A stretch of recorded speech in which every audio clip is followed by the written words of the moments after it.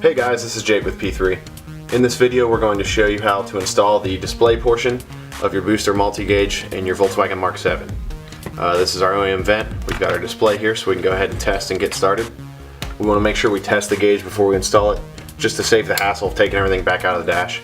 I've got a test unit here that's got some fake recordings on it, just for testing purposes, but at home you can go ahead and plug your gauge into the OBD2 port, go ahead and start your car up, make sure the buttons cycle, make sure it's showing you information, all that before you do the installation. So once you've confirmed it's good, you can go ahead and get started. Once you get your vent out of your car, it's going to look like this. You may have a different color trim, but they're all the same design. The trim literally just pops right off the face if you pull away. I like to start up in this corner and just kind of pry out, and it just rolls right off. Once it's off, this trim, the chrome piece can become loose. It literally just gets sandwiched between this trim and the vent, so that's not a big deal. So go ahead and set that to the side. Alright, so on the Mk7, our display takes the place of the top two horizontal vents. So we are going to have to remove all these as an assembly, remove the top two, and then replace with our display. We can get started by taking a small screwdriver, knife, pointy object. Just go ahead and stick it into the side there. Just pry up and you'll just release that side, and then the rest just rolls out with it, like so. These are held together pretty well, so you don't have to worry about them falling apart as long as you're just gentle with them.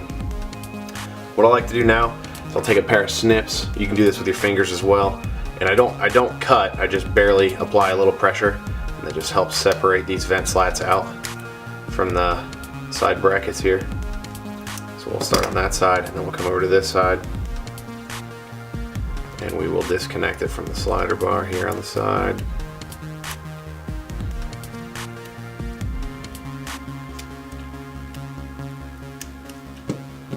And then it should come right out of that part. So you can save these in case you're leasing your car, you ever want to return your vent back to stock. You can take this display back out, put these back in, good to go.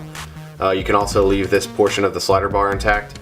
When I'm doing these installs at the shop, I'll typically go ahead and just cut this out just to get as much clutter out of the vent as possible. So we can get rid of that guy. Alright, so on our display, we've got two pegs on the left side, two pegs on the right side, and those are going to take the place of the slats. So you just go ahead and put those into the holes they belong to, just like the vent slats were installed, just like that. At this point, you want to go ahead and take your display cable and push it up. You want to get it all the way up to the edge of the metal bracket there, and then go ahead and give it a kink and a pinch, and that's going to help us route this cable all the way over to the left side of the vent housing, instead of having the cable run straight back from here. This is going to keep the cable out of the way of the vertical slats here, because the cable is going to go around the left side of the vent slats, and we want to make sure it's nice and tight against the side of the housing there, just to keep it out of the way.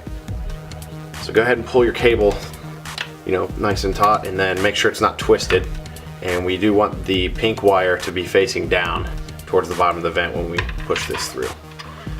We want to drop it through to the far left. We also want to make sure it goes to the left side of your air flap in the back. You see that in the video there. Go ahead and pull your slack through. And then, since this vent does retain full functionality of all the vent slats left, right, and up, down, we need to make sure that this fork here straddles the bar right here where my thumb is correctly for the middle vent slat. And that's going to let you retain your side-to-side motion with your vent. So it reaches the bar a little bit before the rest of the slats reach the housing, so you should be able to line it up and watch it go in.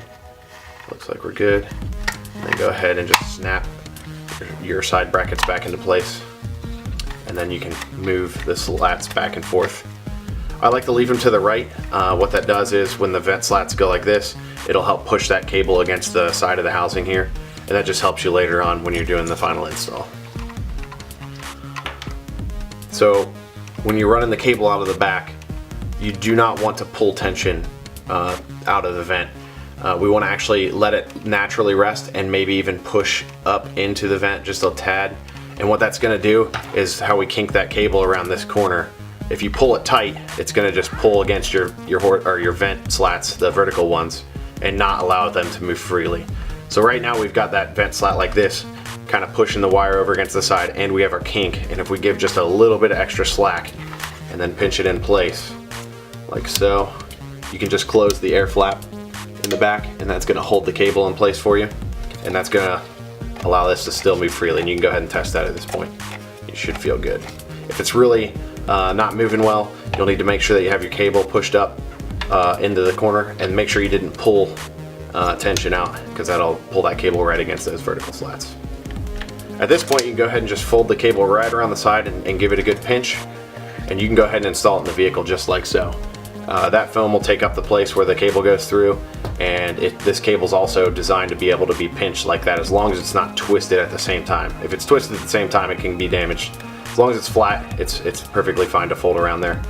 When I'm doing these installs at the shop, I like to go a little further and just go ahead and clear out a little groove for that cable to sit in. And so on each side of the display cable, I'll go ahead and cut like a little 1/8 inch notch, and then I'll go ahead and clear the middle of that just to make a little trough for the cable to sit in.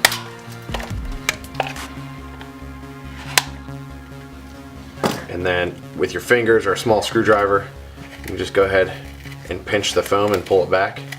You should be able to get the glue and everything to come up without even ripping anything, like that, and that's just going to give you a nice little window to pass your cable through.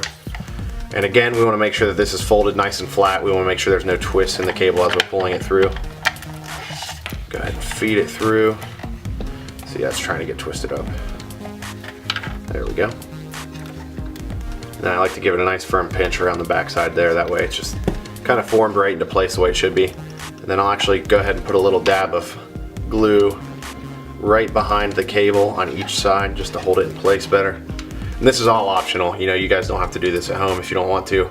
We just like to try to do this to make your guys' install as easy as possible. And there's always been some questions, a little bit about where to route the cable. You know, some people have actually drilled holes in their vents because they didn't read the instructions.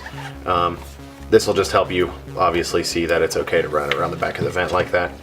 And then I'll actually put a little more glue right under the foam there, and that's going to keep that from twisting out of place when you guys push the vent back in.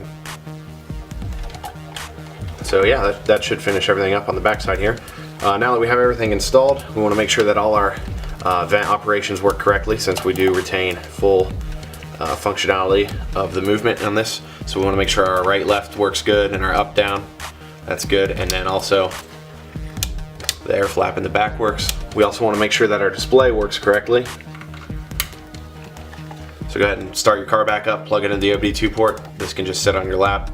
Just make sure everything's working. You know, sometimes if the cable gets pulled really tight, you know, or if it got twisted, you could possibly damage something. Just make sure you're careful when you're doing the installation. But yeah, if you follow this video well, you will have no problems at all. So it looks like we're ready to put this trim back on. And if you can just get it all lined up, it just snaps back into place.